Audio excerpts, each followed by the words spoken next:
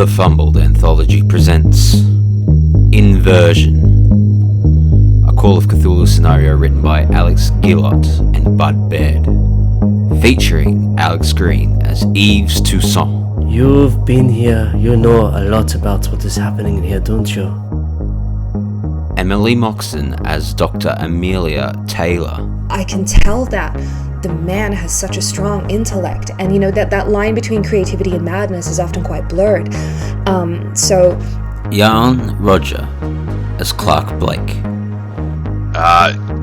know what? It's alright. I'm sure you were going through some stuff. It's been a rough day, but just don't do it again, eh? Liam Braid as Will Billy Baker.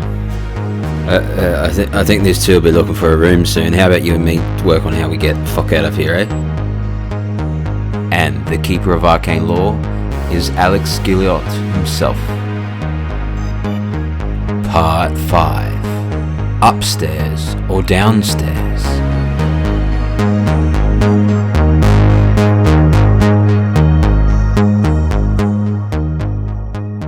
So I'm walking up to you, I'm asking for consent. In terms of, I'm going to come up, I'm going to touch you, I'm going to start calming you down. So it's like, Billy, I'm coming up to you, you need to stop. I'm going to put my arms around you, and I want you to just breathe. I think Billy starts crying. Oh. Yeah, and you notice he's bleeding from his shoulder where he was shot. There's a big blood patch on his shoulder. What's Yves doing while all this is happening? Yves is going to go talk to Popov and get this journal because okay. Dr. Taylor clearly failed at her assignment. So he's going to go up to him and just be like, Dr. Popov? Are you in there? Mr. Toussaint. Finally. Someone can say my last name correctly. Okay. You've been here, you know a lot about what is happening in here, don't you? I didn't hear anything that was going with Taylor, so I'm opening up with fresh eyes, so you know what's going on here, do you? Yes. Very good, very good. And you have your journal? It is right here. Give it to me. I can help you. Just open the door. I open up the Judas gate. Yeah, it doesn't look like it'll fit through there. Can I do a physics roll to find a way for the book to fit through the Judas gate? Without opening the door. Without opening the door. I mean, it's a somewhat flexible book. I'll say if you really, really want to squeeze it through, you probably can. So it's just this awkward sort of like twisting and sort of jiggling it through and whatnot. I put a picture of it, by the way, in the... so... it looks like a hardcover to me. Alright. I mean, if he doesn't want to do that, then like if he's like, you have to open the door, then I'll cop that. But yeah, I think you probably have to put it through the gate. He wants me to open the door? Alright. Yeah. In that case, I'll be like, how about if you do not give me the book, I will take the gun that is next to this poor prisoner here, and I will shoot you square in the head, and you will never see your motherland again. And that's an intimidate roll. Can I roll intimidate? Okay. On it? Yeah, sure. Haven't seen this side of Yves yet. Yeah. Sounds dangerous. That's a 41. I'm going to spend 1 point of luck to make that a success. Okay. Yeah, I mean, there's a little pause as he sort of feels the weight of what you're saying, and I mean, as far as you can tell, he believes you. I have seen the dreams pop off. I have seen them, and they're bad for you. Give me the book.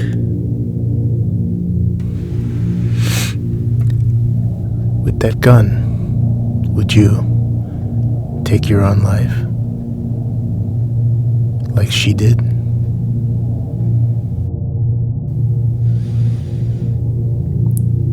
I'm stronger than her. I would always be stronger than her. You are. Here, open the door and it's yours. I'm gonna open the door. It's like a slide bolt, like a big heavy deadbolt. So you slide it and it opens. Yep. And the end of the book sort of like slides out through the opening just gently. All right. Slam the door shut. Okay. I grab it. Yep. I slam the door shut first. The book's on the floor. Yep. Slam the door shut. Okay. Lock it. Grab the book. Yep. Yeah. You have the book now. It's a fairly beefy sort of like hardcover journal. Obviously, it's been the cover's been modified. It's been sort of scratched up, and the strange eye-like symbol has been etched into it. But yeah, it's you can see that it's just kind of sort of at a glance it's full of just handwritten pages. It looks pretty packed with everything. Cool. I might just do a quick skim first before I go back to the rest of the group, because I can hear a lot of commotion going on, and I'm not sure what's happening, and I don't really want to know. If there's danger, I don't want to be anywhere near it, so I'm probably just going to start skimming through. Sure. And all right. As I said, most of it is handwritten Russian. You do pick up the name that he was saying quite often throughout, Zakar, which is spelled Dzaqar. You see it you see it a number of times throughout, and it's clear that his writing started off more legible at the beginning, but by the end it's pretty frantic. You also flip by some rather unsettling looking drawings in there. Some of them appear to be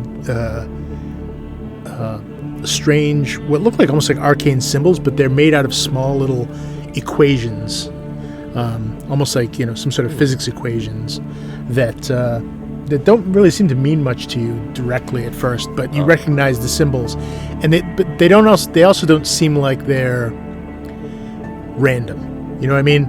Like anyone could just take those symbols and put them together and make it look like a scientific theorem. But this stuff looks like it has meaning to it somewhere.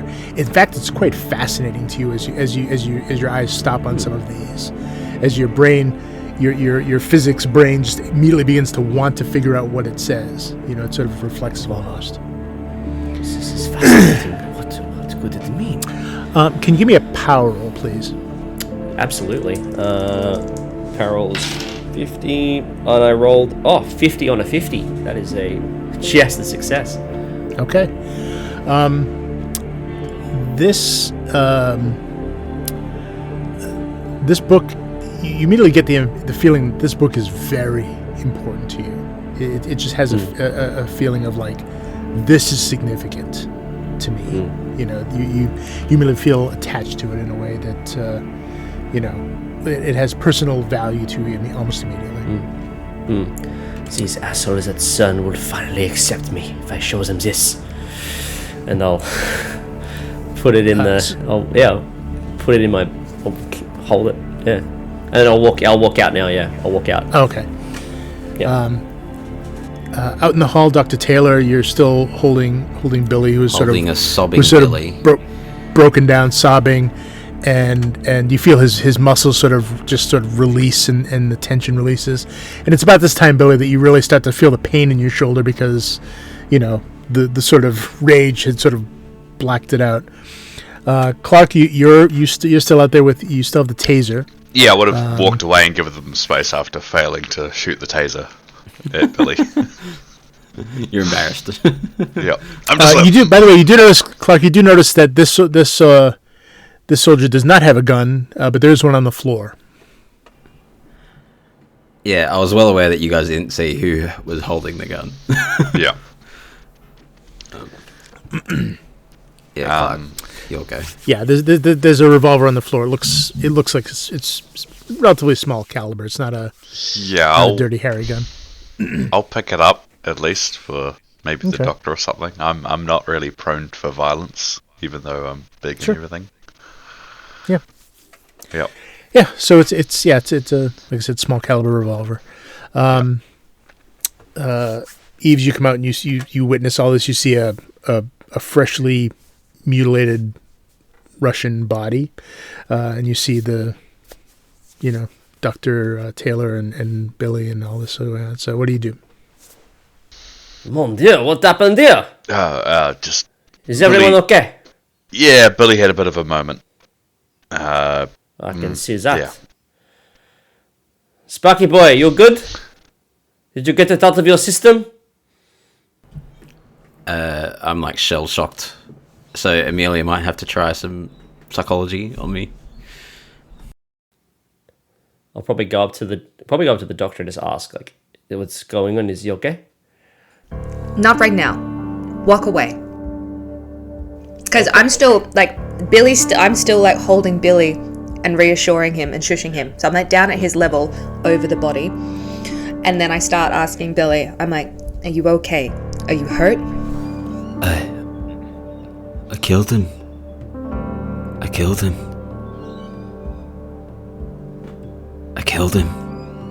You can't think about that right now, Billy.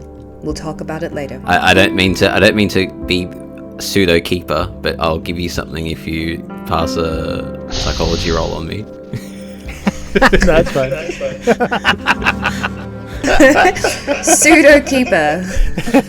Actual keeper. Are you happy for me to do that? Yeah, go for it. That's a success. Alright, you, while I'm saying I killed him, you can see it in my face and my eyes. I'm not talking about the Russian on the floor. Okay. Billy, you're not there right now. Right now you're here, and I need you to think about what's happening in your own body. Start stepping out of your head and feeling what's happening in your body. Are you hurt? Are you okay?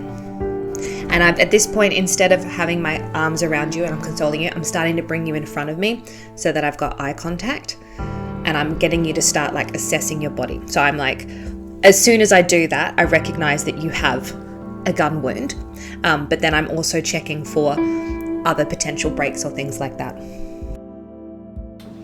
It will just be the gun wound, but yeah, you can just see that Billy's in a sobbing mess. And yeah, when he says I killed him, he's not talking about the Russian. And he's just like, I want to go home. I know you do, Billy. We all want to go home. Right now, I need to get you healed up, and we can go from there. If you want to tell me anything while I do that, you're more than welcome to. But we're going to come over here, away from that, and we're going to sit down. Clarke, Yves, have either of you got a first aid kit? Over here, I've got it. Okay, can I try and perform first aid? Sorry? Yeah. Oh, yeah, I'll just sit next to you. Got the first aid kit. Go for it, yeah. Or you. Alrighty. So, you've got it there. I'll just roll first aid. Yep, so that's a success. Okay, so you get one hit point back from that.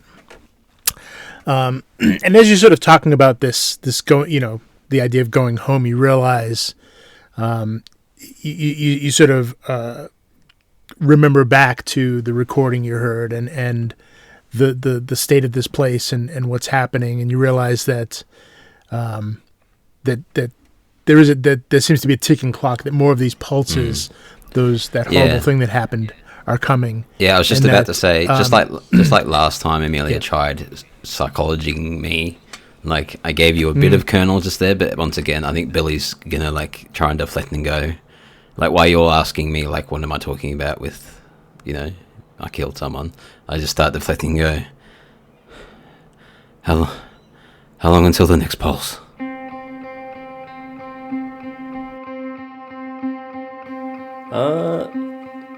Yeah, I'll go do a physics roll to physics or intelligence to figure out when the next pulse will be. Yeah, physics roll will be better. Otherwise, you physics, have to get a harder done. Yep, that's fine. 41 and a 90. That is a hard success. Nice. So I've done the maths in my head. Yep. Yeah, awesome. Let me double check. How long has it been here? It looks like you're looking at about 50 minutes based on your own personal clock. 5-0 or 1-5? 5-0, yep. 5, yeah. So the last bus was 10 minutes ago, and then the previous one was according to these notes. It's just under an hour. We don't have a lot of time. We need to keep moving. Okay. Doctor, are you sure he's okay to continue? As much as any of us are. Billy, how's your arm? A bit sore. Yeah, so Billy's very quiet and shell-shocked, but I think he's out of the current bout of madness. He's still insane, but he's out of the current. Right. Good job, Doctor. Clarke, have you got that gun? Yeah, I got you one. Here you go. Oh, there you go, mate. Merci. I'll just check how many bullets have I got in the gun. In the one that was off the floor? Yeah. There are none. There was there's one empty shell. Okay. That's okay. Maybe I can hit someone with it, you know. I go to Clarke and I'm like, can I please have my taser back?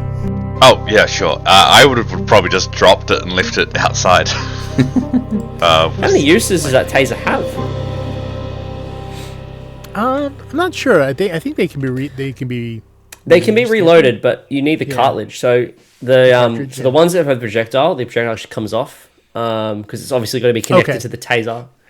Yeah. So, maybe she has spares. In that case, Amelia, give me a luck roll. You can probably still use it, but you couldn't use it as a projectile. Knowing with my knowledge of tasers. I should probably have researched this before. But I don't know anything about tasers. Just I can do tell you about tasers, don't worry. Yeah, we're just saying do a luck roll to see if you have more. Yeah. I don't pass. Okay. So, yeah, no, you didn't happen to pack any other extra cartridges, but as you said, you can still use it like hands, with direct contact. It'll still work. 1 or 2 shots per thing normally. Yeah, you usually have 2. Yeah. Yep. I think it's only fair. I'm just saying, I think it's only fair Clarke takes the lead on the next scene. Because I don't think Clarke's done much so far. That's all right.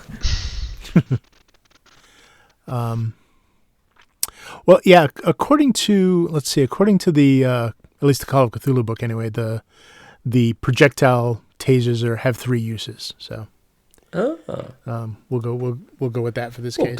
We'll go with that. That works. But I'll probably look at Yves and Clarke. Probably go look at Yves and Clarke and say, I'm just going to head back to see if Dr. Popov will give me his journal. No needs. I've already got it. I'd sort of pull it out, flash it, and put it back in my pocket. That makes no sense. It's mostly Russian. It's just a lot of nonsense, really. I'm actually quite disappointed. May I have a lying, look? Obviously. You can look with your eyes, and I'll pull it out, and I'll just have a skim. Like, do you understand Russian? Do you understand crazy Russian? I have a translator, and I have a brain. Can you please pass me the journal so I can have a look as we walk to our next destination? Okay, it's on you, but I want it back, and I'll give it to her. I trust her for now. I'm happy to look at that while we go forth and do other things. Speaking of the next destination, whereabouts? What's the plan? I wanted to remind you guys that you have that that map that you found. Yeah, I reposted it. Yeah. Evacuation. Yeah. I don't really know what room's what great. though, but We need to find. Well, right now you Dr. can see where the Lawrence. 4 cells are on the far left, lower left side. So you're basically Yeah. in that corridor, we're in the right hallway. outside there. Yeah. Yeah. So you can kind of keep track, and the warehouse directly across, that's directly we'll say north for the sake of argument, is the warehouse where the bunker currently is stuck in the wall. well, I'm shell shocked. The other two are fighting over the journal. How about you decide where we go, Clarke? Yeah, I was going to say Clarke is the most stable at the moment. Yeah, This is both Clarke and me, personally, trying to be like, I know we need to go to level 2 for the analyst room, but then we're also got to find a missing key. Yeah. Now, who has the The red key. The one. Yeah, I've got that. You got that? Okay. Just as long as we know who has it. Yeah. All right. Yeah. So. so yeah, you tell us where we should go, Clarke. You want to say something about an analyst room or something? Yeah, let's just check. I'm just going to check through the red staircase. Is that an exit or is that? Yeah. In fact, yeah. You see. Well, actually, you're going to go into that room then. Yeah, I'll open the door. Yeah, with the Peek intention inside. of going up the stairs. Is that what you're thinking? Yeah. Is Yeah, it going okay. up or down the stairs? I don't know if we're sub-basement or if we're... Because level 1, 2, 3 is like counts downwards. Yeah. I don't know. So Yeah. when you open the door, you see that it's almost like a what's kind of like a waiting area. It looks like there are several steel benches that are secured to the floor. There's a small table against the wall that holds a cheap coffee maker and a stack of plastic mugs. Unfortunately, the machine is badly charred, and judging by the scorch marks on the wall, it must have recently been on fire.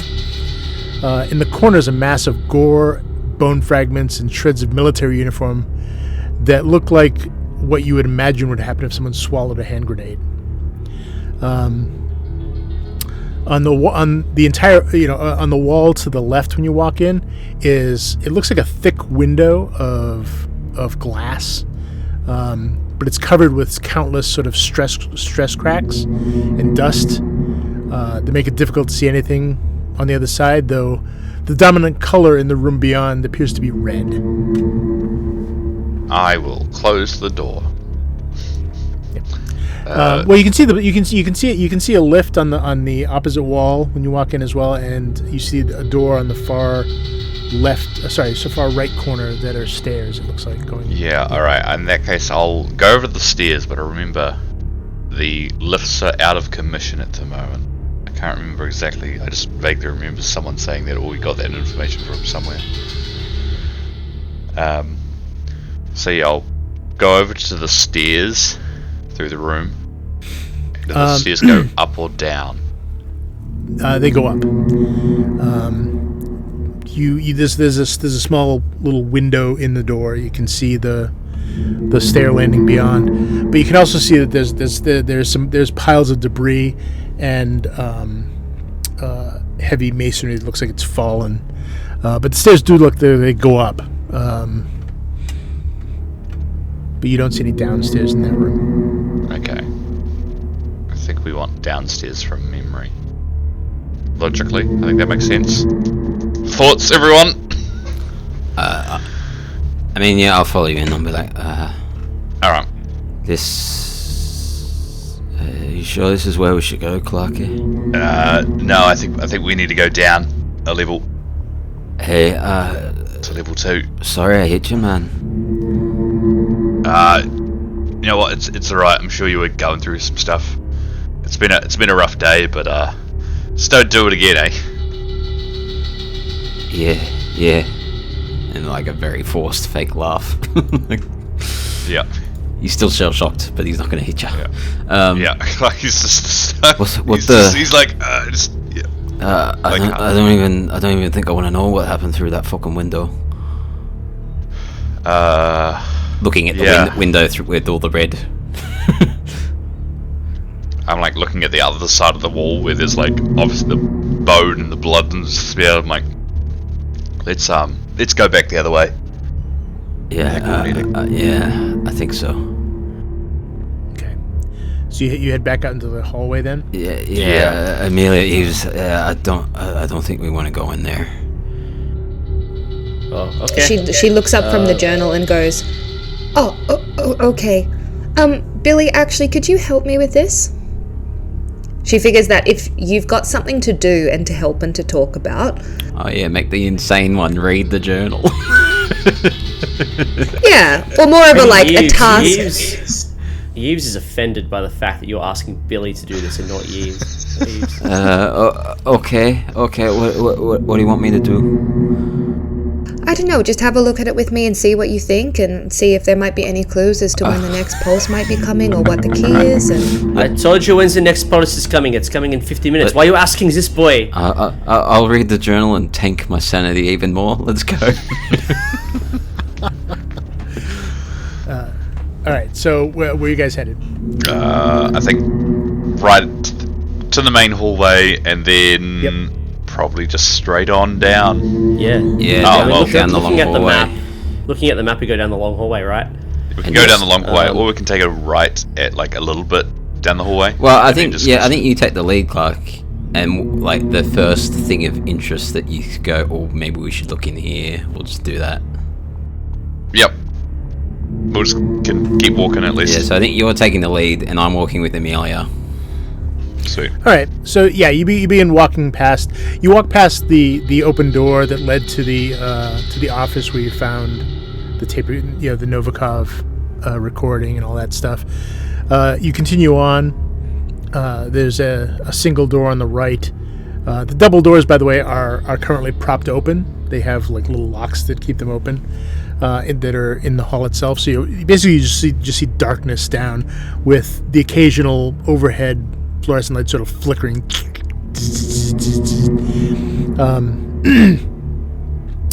You come to another set of doors, and if you are you guys using your translators at all on some of these labels and so forth, or? Yeah, I'd probably be doing that on all of them. Yeah, because basically the way these things work is you can just kind of hold it up, and if it's on, you'll see a little box appear around any text it sees, and it will provide a little translation if it knows what it says. So they're pretty simple to use. But the double next to the double doors, the first double doors you come to on the left, it says infirmary.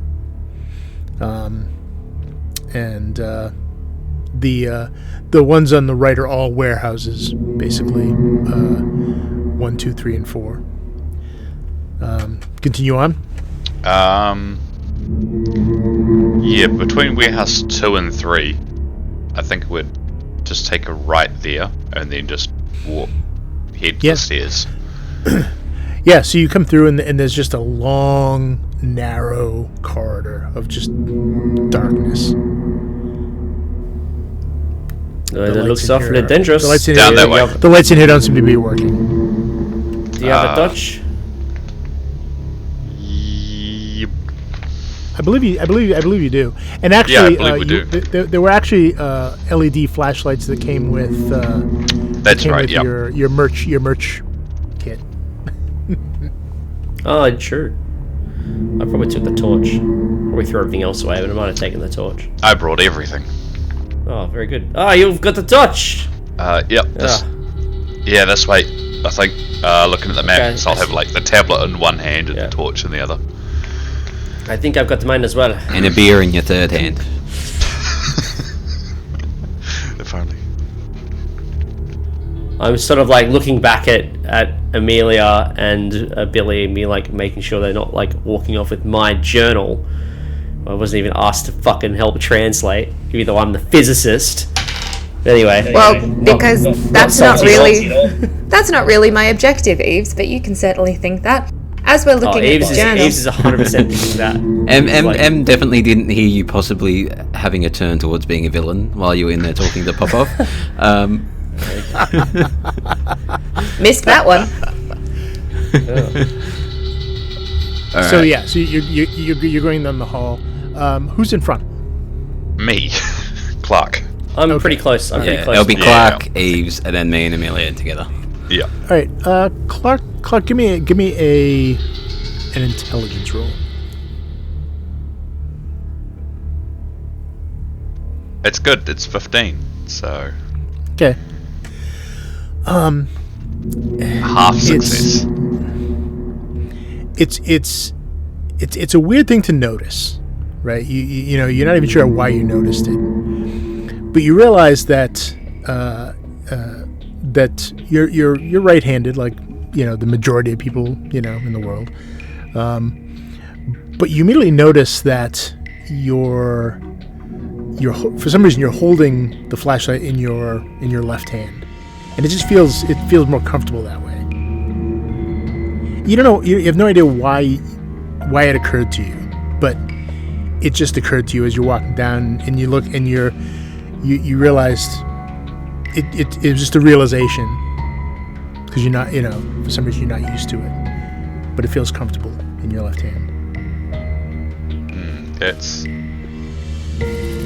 weird. Yeah, that's about what it feels like. It's just weird. But you make it to the end of the corridor. There's a door like the others. It opens. There are stairs going down. The stairwell is pretty much all concrete. It has you know, steel handholds, but it's all just pretty much concrete all the way down. Sweet. I guess we'll go down a level. All right. Especially keeping an eye out for any maps like this as soon as we get down to the next level. Sure. I just want to check one thing really quick. All right, someone give me a D12. Actually, well, since you're in front, Clarke, give me a D12 roll. 12. 6. Okay. So you continue. I assume you go down the stairs. Yep. I'll obviously Alright. look over my shoulder, making sure everyone else is following me. Is everyone going along? Yes. Yeah. I'm a bit nervous about going down a long dark corridor, but yes. I'm following along. Yeah. At some point when relevant, can I have a conversation with Billy? But whenever. Sure. Yeah, I mean, if you want, you can do that at any time. But I just want to point out that you go down the steps. It turns a couple times. You actually descend what feels like at least two floors or 3, depending on the height of the landing. But you get down there and you reach a landing where there is a door, and it says in Russian level 2. But something really weird about it is you're when you go to translate it, it's having trouble at first, because it looks like it's printed on the wall backwards. Right. Well, this looks like it's backwards. But- Why would they have it backwards? The word level is a palindrome, it shouldn't matter. Oh, it is in English, you idiot. Only in English. Okay. Yeah. And it's on the other side now that you think about it. It's on the other side of the door. Yeah, that is weird. It is very strange. What are you trying to talk to me about while we go down the stairs, Amelia? So as you're holding the journal and having a look through, I'm talking to you at the same time. A little bit of indirect misdirection here. And I say, sometimes guilt manifests in lots of various and interesting ways. Now, I have something called patient-doctor confidentiality. And if you ever wanted to tell me something, I couldn't tell anybody else. Now, I'm not saying you have to or that you should, but I just want you to know that you are a good person. It is okay. You are safe, or as safe as you can be. And if you ever want to tell me something, I'm here to listen, and it will never move past you and me. I don't know what you're talking about. That's okay, you don't have to. But when you said that you killed him, it sounded like you were talking about someone else. And I just thought that if you hadn't had a chance... What the fuck are you talking about? In your moment of rage and in your moment of meltdown, you said you killed him. And it was clear to me that you weren't talking about the body on the floor. I don't know what you're talking about. What does this journal say? Again, deflecting. Okay. Yeah, I mean, you can make a psychology roll, but you don't really need one to know that he's deflecting. It's pretty obvious. Yeah. It's obviously deflecting, but you're still not getting an answer.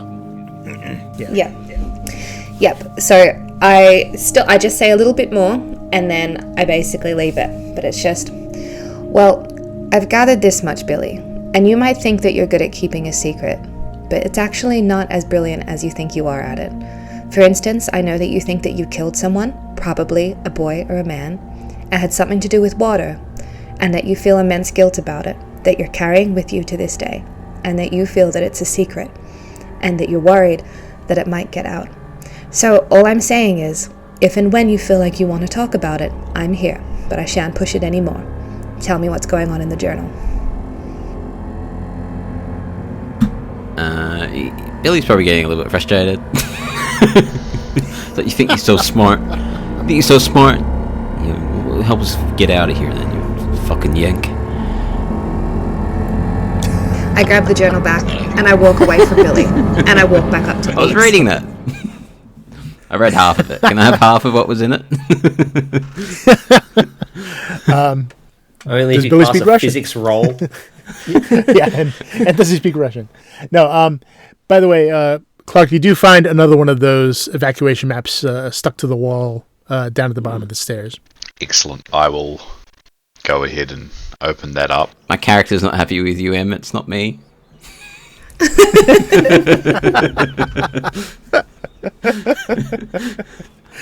Yeah, weird thing when you pry about people's secrets, they absolutely love it. I know, They right? funk it. Oh yeah, it's people's favorite thing. Yeah, everybody loves to be encouraged to be vulnerable. Oh, fun. I can't just give up deep secret that I've never told anyone.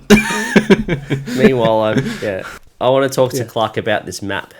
Oh, It's sure. probably- I was actually going to try and listen in on that conversation because I'm like jealous of like what are they talking about, what have they uncovered, but I failed a listen roll, so now I'm just going to be like Clarke, Clarke. Yeah.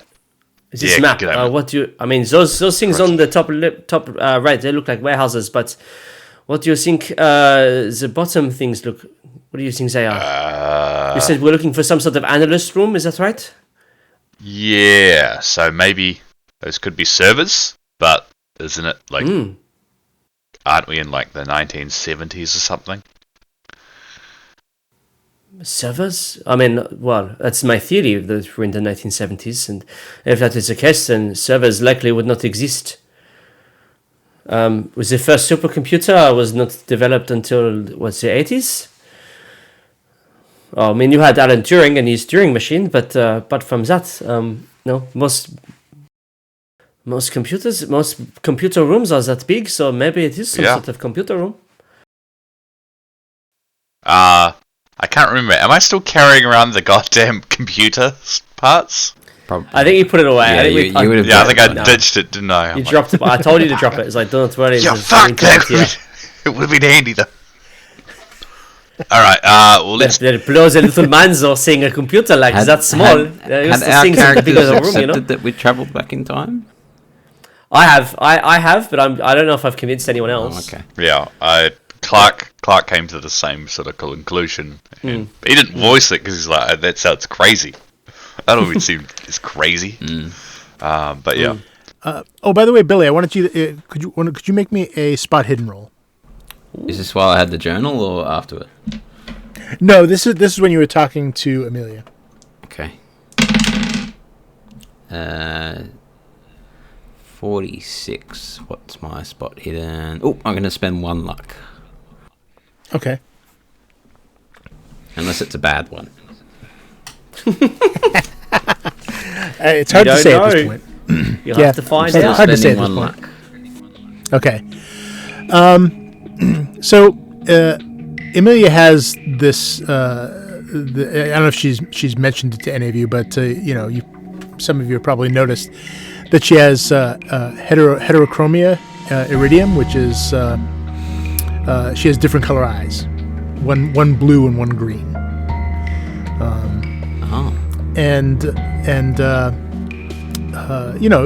It's different enough where you kind of notice it, but you don't say anything because it's kind of a weird thing to sort of comment on a lot of times. But when when she was really focusing on you when she was talking to you, and like really trying to make solid eye contact, and you could have sworn that the colors were reversed before, that they were different before now. So you kind of suspect that maybe she uses colored lenses or something. This is just in your head, obviously, but this is just something you noticed that like I thought the green eye was on the other side before, and it just sort of goes through your head as you're trying to not listen to what she's saying to you. You're trying to focus on anything else, and you happen to notice that they looked different. Okay. Well, I can either keep that to myself, or we can retcon a bit and not have that argument, and then I mention that here instead. It's up to you if you want to mention it, because it probably just sort of struck you after the fact kind of thing. It was kind of like, wait a minute. Yeah. Okay. No, we've still had our little tiff, and yeah. And then afterwards, I'm like, in my head, I'm like, hang on, your eyes were the wrong way around. But I don't say that to anyone. Yeah.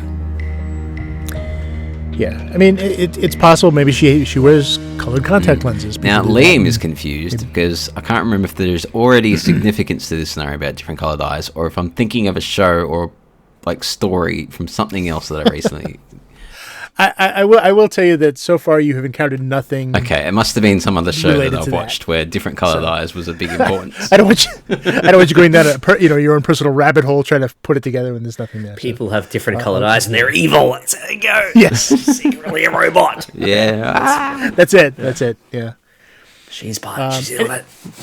The eyes. All right, so Yves and Clarke, you guys have the map, and you're at the door at the bottom of the stairs. Going. Oh yeah, we're just down the corridor, all the way straight. Yep. Okay. It's the same thing. There's you're heading down there. Still sort of pitch dark. There's one light at the end that's sort of flickering. Yep. But you make it to the end and open the door. The door's a little stiff at the end. But it opens with a kind of creaking sound, and you come out into the corridor, which is a bit more lit. The lights are still kind of flickering,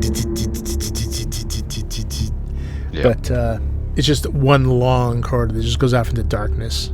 We'll probably just have a look at, first and foremost, what's in this room straight across from us.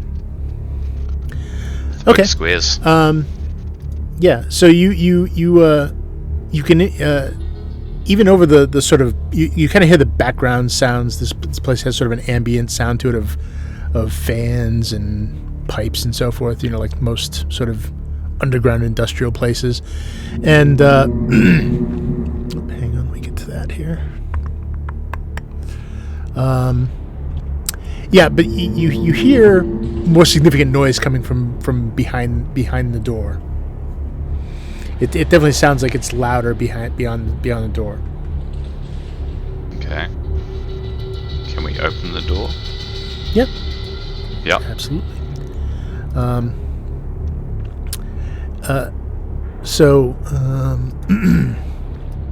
Okay. So you're immediately sort of hit by a sort of heat and sound. This room is basically just loud and hot. You notice that there are these huge machines in here, 3 industrial, what look like air conditioners that appear to be running hard. And there's a great deal of, like I said, just you can feel additional heat sort of billowing out of this room even as you open the door, and the sound is deafening. Are they old computers, or are they actually just air conditioning units? No, these are just air conditioning units. Oh, right.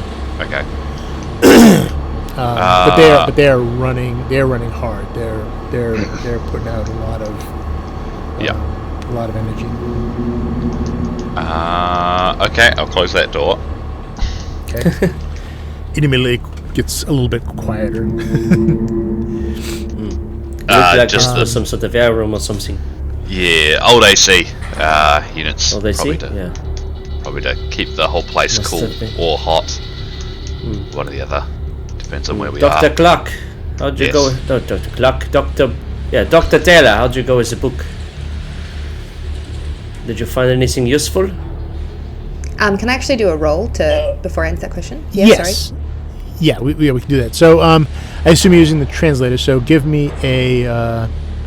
Well, first, because you're translating.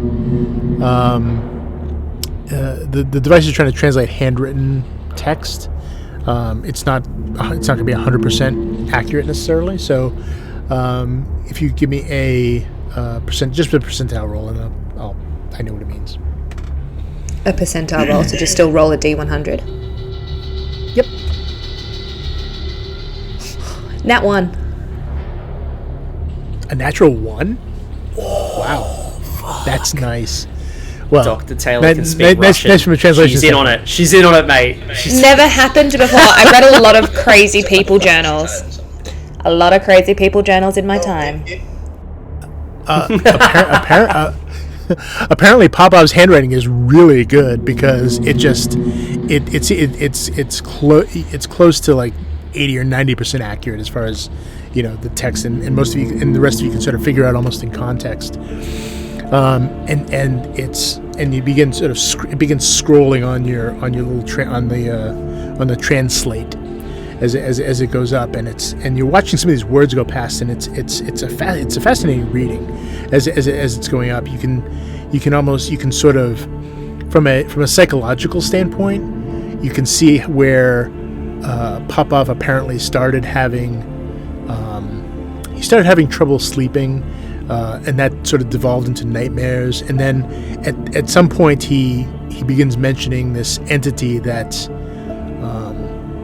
in his dreams named Zakar, and it continues on, and you're sort of watching this, and you're thinking about from a psychological standpoint how fascinating this is. This is a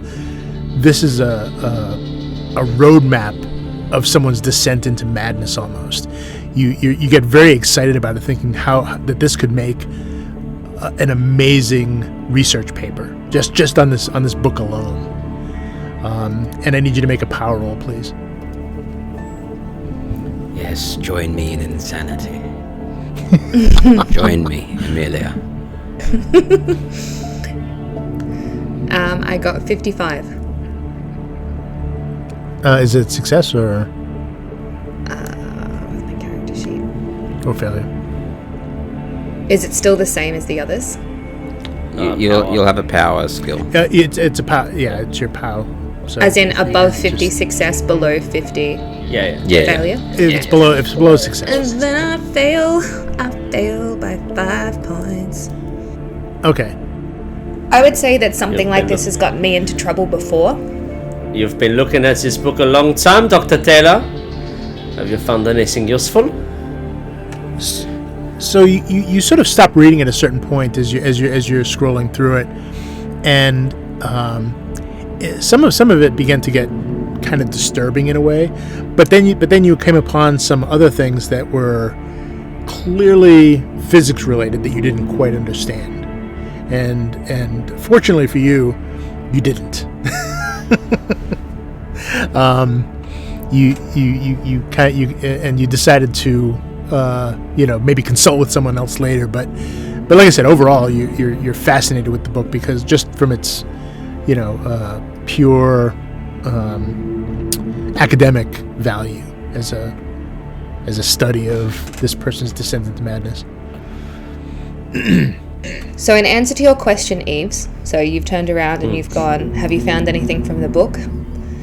I almost come like running up to you, like it's a half jog because I'm so excited. And I go, Yves, this is fascinating. I'm watching this man begin with psychosis and then progress into larger forms of mental illness with increasing hallucinations and delusions. It's absolutely fascinating. I don't understand the physics of it. I mean, that's your area of expertise, of course. I would never. But I can tell that the man has such a strong intellect. And, you know, that line between creativity and madness is often quite blurred. With your permission, I know you found the journal, and I know we need it to perhaps work out the machine and what's happening and where we're going, but I would love to take this back to do a deeper and further study of it. Doctor, that is quite a brilliant idea, I must say. Look, listen, I have a thought. The physics of the book, I believe, are groundbreaking. Like, something like this only comes once in a millennia. I believe with your help, we can maybe read this book and figure out this genius behind it. I think you and I together, we can come up with something that the scientific world has never seen before. And with this journal, I think it can help us. I think what we should do is we should first get out of here alive. Obviously, that is the first thing we need to do. But then, perhaps we work together on this. You and I, partners. Amelia looks a little uncomfortable at the idea of like a groundbreaking scientific discovery. She looks far more interested in it being a representation of mental illness and tracking through that and looking at it as a guide, if you will, in that space. You can see probably across her face, because she wouldn't have masked it very well, that she gets uncomfortable when you indicate that you want to work together and that you kind of don't tell people. Like, she gets a bit worried that you wouldn't alert somebody to that scientific discovery or begin to talk about the ethics. So her response is tailored with that, which is, well, if we were both going to collaborate on such a piece of research, you'd probably want an ethics team to take a look at it in terms of, I mean, what's possible and what we should be doing. But anyway, I guess we should really be focusing on the task at hand. But and here's your journal, and she wants to get out of the conversation with me. So I think just for your benefit, I think the way that Yves is talking to you currently is completely different to how he's talked to anyone else so far. I think the only time it got close was when he was trying to teach Clarke how to use the gasometer, the gossometer, and it's basically like he's almost like a child exploring the wonders of the universe. And as he's hearing about how you found this book to be like an amazing revelation of a person's descent into madness, he softens up quite a lot. And you can do a psychology roll if you want, but he's coming across as endearing as possible, because I think he is genuinely like infatuated with the idea of like, oh, this is going to be like, we're going to learn so much from this, and we're going to learn, and it's going to be awesome. So I don't know if you want to, with that context, you want to temper that, or if you want to stay guarded, but that's basically how Yves is coming across. It's genuine. Like, he's genuinely like, oh, you've also resonated with this book as much as I have. This is awesome. Let's work together on this. And you know, and it, like, Yves is a dickhead, but he is also like, you know, he's a man of science, and he's a man of, you know, he's a university professor. He's a man of rules, so he's probably like, oh yeah, ethics. Yes, of course, we must deal with the ethics of it, of course. But I still think this is incredible. I mean, you know, the physics, we can learn so much from the physics, and we can learn so much from the psychology. I think this book is invaluable. We should definitely try and work together on this. I would be more than happy to send you a copy once this is all done, and we can, you know, you can use it for whatever you need to. But for now, I think it is important that we keep this safe and we get out of here alive. That is the most important thing. Clarke, bruv. Lose this. Clarke, bruv. Yeah, what's up? I think these two will be looking for a room soon. How about you and me work on how we get the fuck out of here, eh? Oh, yeah. This way. I was going to say, in contrast, we're going to cut to the two in front who are... Two fucking jocks. Yeah, so I just assume we're just walking down this long ass corridor all the way down to the Yeah, end have you of checked the- this room? Have you checked this room? And I opened the first door I see. Oh, isn't that... 'Cause Okay. This is Just me the trying to way- get as far away from Amelia questioning me as possible. Yep. As it happens, the room you open is a lavatory. You open the door and it's a relatively small single person sort of bathroom, sink, toilet. It's the seat is slightly up, like there's something in it. But other than that, it seems pretty plain. Here you go. Anyone need to take a shit? Billy, this door just here, and it's literally the door opposite I'll open, just for that massive You know long what? I room. needed to go, actually. This is Billy trying to get back to his banter ways to hide the fact Sure. that Amelia's onto him. Is there anyone need to take a shit? All right, Clarke, where do we need to go, man? I ignore you because I'm just getting fascinated about this book and sharing I it know. with Yves. You two are looking for the bedroom. I don't know if there's a bedroom on here, Amelia. I don't know. Those are back on level 1. All right, where do you reckon we should go, Clarke? Oh, let's So, see.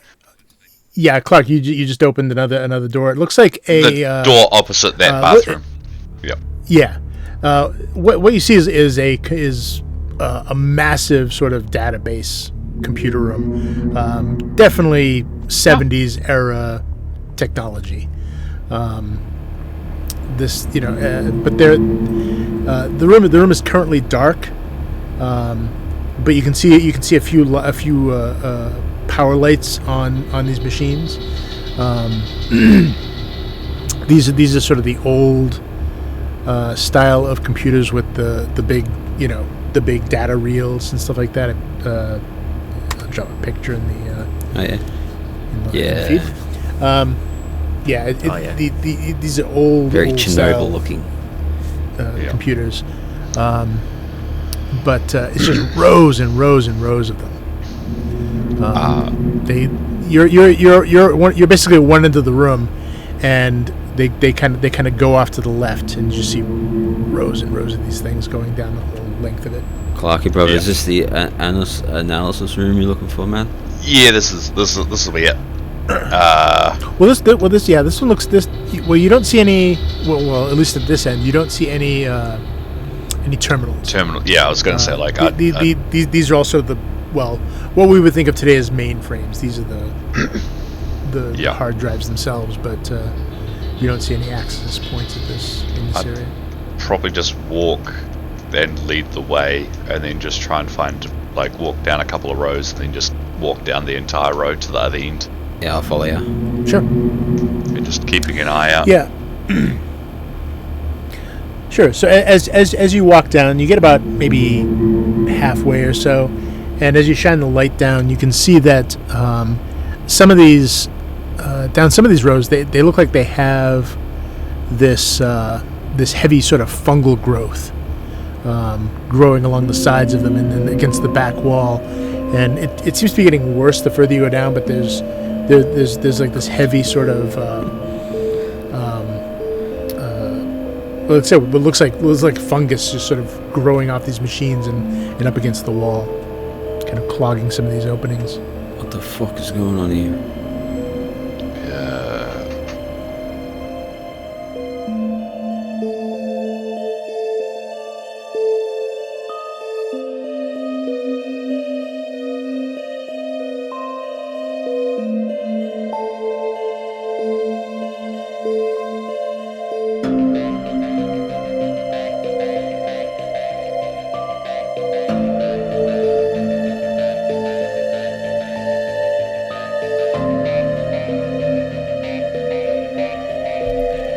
This has been the Fumbled Anthology.